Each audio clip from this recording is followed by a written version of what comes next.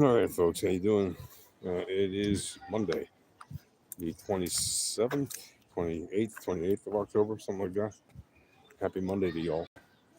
Hope you're having a peaceful, prosperous, healthy uh, day. And yeah, let's talk about some Bitcoin, shall we? So the new weekly candle has printed with all of the information that comes along with it. And what do we see? I'm about to tell you, if you know, is kind of awesome. Hey, how you doing? Yeah. Hello. Yeah. Okay. Cute animals. Um, so Bitcoin is doing something rather great for those who want to see orange coin go up. Personally, I like when orange coin goes down because it just means I get to load up more of it, right? But orange coin go up is also good because that means whatever I'm holding goes up in value. So yay. So I like when it goes up and down. And again, as a long-term investor, sure, over the years let it generally go up. Why not? But in the short term, hey, it's nice to see some nice dips. Now, what you'll see if you look at the weekly chart, if you happen to have the RMLR indicator, well, then you'll notice something very interesting has happened. And what is that interesting thing? Well, last week, the asset, after many weeks of hitting the third standard deviation band to the downside of the 3012 RMLR, last week did not hit the third standard deviation band to the downside of the 3012 RMLR. What does that mean? Well, if you know about how the RMLR works, then you'll know that once an asset hits that outlier band, after it stops hitting it for a couple of weeks, the asset is most likely in mean reversion to that RMLR. Why does that matter? Well, the RMLR is currently, that particular RMLR, the 3012 on the weekly time frame, is currently at around $103,000. 102, whatever, 103, maybe 104, it doesn't really matter.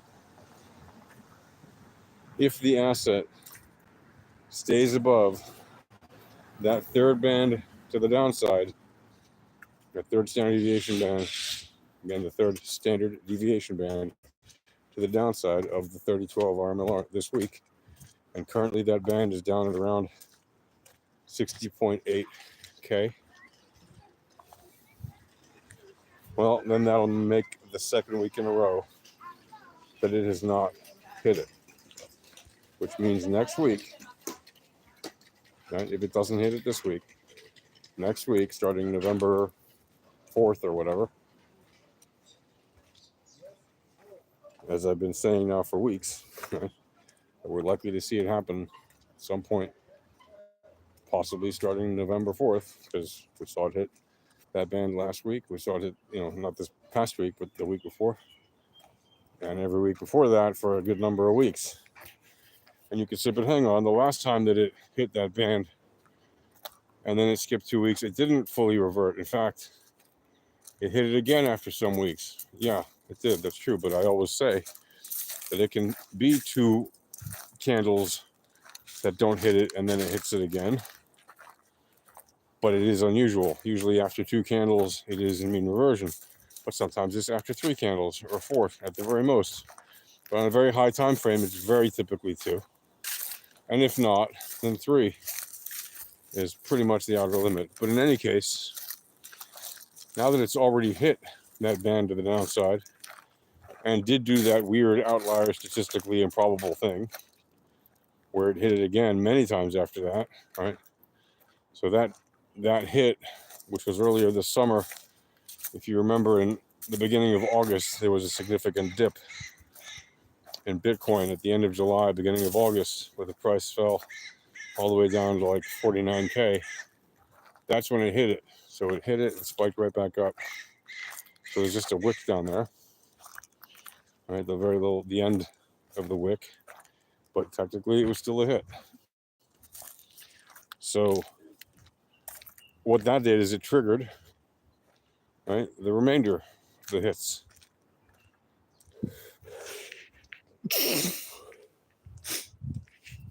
Pardon me. And what that did was it added to the statistical probability that the next time that would happen, that it would not do so again afterwards. It increased the probability that this time the mean reversion will most likely be in progress without a doubt. Now, why does that matter? Well, honestly, it doesn't matter if you don't care which way the price goes. Right? It makes no difference. If you're just stacking and racking, what do you care? It only matters if you're a long-term holder, in which case this really isn't for you. Right? If you're a long-term holder and you already put in your lump sum purchase and you're not buying anymore, then sure, you want it to go up. And over time, it will probably do well. Right? Or if you're DCAing, then yay, whatever, it'll go up. But think about it. If you're DCAing, even as it's going up, right, after you've been DCAing the whole way down, and now you're DCAing on the way up, let's say, long-term trajectory, well then, every time it goes up, and you're like, yay, my bag is worth more. Yeah, but anytime you want to buy a new entry into your bag, it costs more. So that is why, and this is not something that people like to hear, it's also something that's not necessarily correct for most people, but if you happen to have big bags, right, if your portfolio is fairly sizable, then actually a lump sum statistically is usually a better thing to do. Meaning you buy once, or you buy randomly here and there, but not DCA, and you buy in lump sums a huge amount of an asset, and then you just hold it. And maybe you buy it again at some later point, but it's not a DCA. It's not a consistent, regular, routine purchase. You're not dollar cost averaging it. You're just buying it here one time. Maybe you'll buy it at some other point in time, but not necessarily. You're just holding it to see it grow. And maybe you'll take profit on it at some point in your life. Maybe not. Maybe you'll leave it to your children. But statistically speaking, if you have a big bag, meaning a lot of liquidity, a lot of capital at your disposal, it turns out that DCA is not really your best method because of what I just specifically told you. Right? Because when you DCA, especially if it's on an asset that has really great returns, then over time you're paying more for every entry as the price keeps going up. Yes, it goes down sometimes. And yes, by DCAing, you're basically buying the average price, over time. But you're never getting the best entries, usually. And over time, you're paying more because of the natural drift of assets, which tends to drift upwards, over time. Now, does that mean that DCA is bad? No, actually, for most people who do not have big bags, DCA is actually the most guaranteed way, if you will, the closest thing to a guarantee. There's no guarantees in investing or trading, but it's the closest thing, pretty much, to a guarantee to stacking up what amounts to wealth over decades. It's kind of the easy way to stacking up wealth over decades.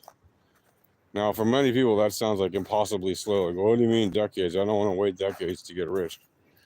Okay, most people go through their whole life and never get rich.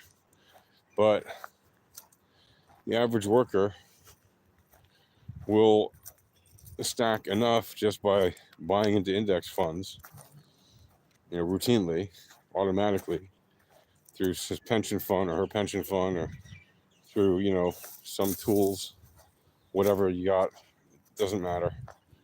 You could be using Stash or anything like that.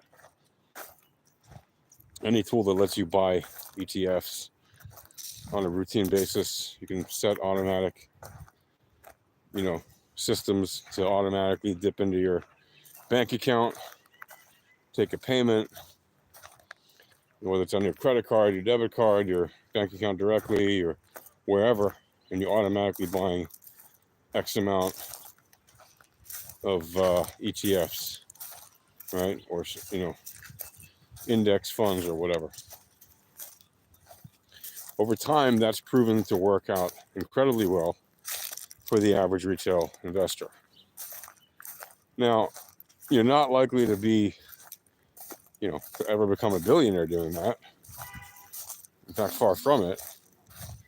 But with like an average salary in the United States, if you start when you're, if you're lucky enough to have started doing this when you get out of college and you start working in your first real job, or when you're around that age, whether you went to college or not, if you have a job that pays you at least an average salary, and you just stack every week or every month or whatever, DCA stacking, not buying lump sums or anything. You just have a modest budget and you just DCA over 30 years or 40 years. By the time you're close to retirement, or even when you get to it, you are very likely to have millions of dollars if you put in a certain amount per week or per month. And it's not a huge amount if you have an average American salary. Now, does that mean that you can do that in any country you live in? It depends on your salary. It depends on the relative strength of your economy. And of course, it depends on whether or not you can buy things like ETFs, right, where you live. Not every country will give you access to those kind of things, right? But most countries do have financial platforms. Well, I don't know if I would say most countries, well, a lot of countries will have at least access to financial platforms that let you buy a CFD equivalent of an ETF, right? So basically cash for difference, right? Basically, it's like a derivative of a derivative, right? So like if the SPY index ETF that you buy, or the SPY index fund, that you buy, is a derivative, right? Then you can get a CFD of it in some other country where you can't buy that fund automatically, right? Because you don't have access to an American trading platform or whatever. But yeah, anyway, so Bitcoin, huge news, right? Huge in the sense of people have been waiting and analysts have been sitting on pins and needles saying, oh, it's going to go up. It's going to be a huge October. It doesn't look like it's going to be a huge October. Will it possibly stay up the rest of the month? Meaning up for the month? Yeah, possibly. Last I looked, it was up, a little over 6%, almost 7%. I guess about 7% now because that little pump it had yesterday before the end of the day on Sunday. But does that mean there's going to be a huge pump this week? Again, we look at the information intraday, so it doesn't really matter, right? We trade the VEPs intraday. Again, what are the VEPs? It's the volatility, entropy, probabilities, and statistics. So we really don't care about whether or not the asset is going up or down. because it's constantly going up or down, because it's constantly distributing and then mean reverting. That's just what assets do. So don't be surprised to see it go up and down and up and down a lot this week, just like it does every day. Right? But overall, the picture's looking pretty good. If the asset can stay above that third band to the downside of the 3012 RMLR, which again, it's a big if, right? Because it could drop. There's no reason they can't drop. If the VEPs on lower time frames indicate that it's going to drop hard, then it probably will. And that would indicate some nice discounted beans or corns available until they start rising again. But for now, it's looking pretty good. And if you can stay above there, stay above that 60.8K level for the week and close above it, and hopefully a little bit to the upside, but not necessarily, then yeah, you could easily see the asset finally be in a proper mean reversion to the 3012 RMLR, currently above 100K, and next week it'll be like at 99, and it'll be dipping for a few more weeks after that before rising again. But it's going to be basically in this somewhere around the area of 95 to 120 over the next 30 weeks. So it's a long projection. Don't trade high time frames.